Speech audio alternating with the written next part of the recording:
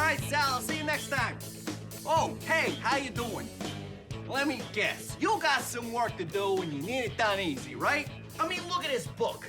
I mean, you could pick it up, but what, are you gonna be some sort of book picker-upper person now? Is that all you're gonna do? Is that gonna be your life, just picking up books left, right, and center? No, you're smarter than that. You know what you need? A lever.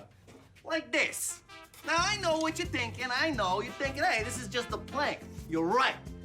That's because you're smart. A plank can be a lever. All you need is two sides and a place for it to pivot. A fulcrum. It can be anything. Look at this. Bam!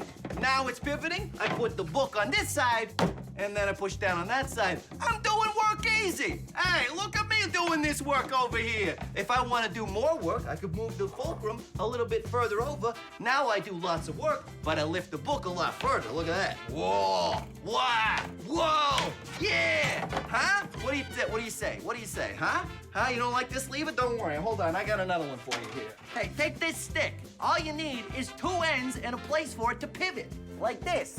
Bam! Now, it's a lever. This side goes down, that side goes up. Down, up. It's a lever. It's a lever. You want to make a catapult? Use a spoon. The place where the spoon pivots is the fulcrum.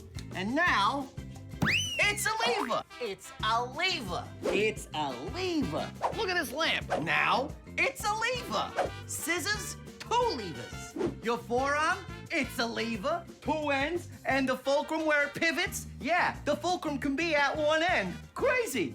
This fish, you guessed it, now it's a lever. And now you know your levers.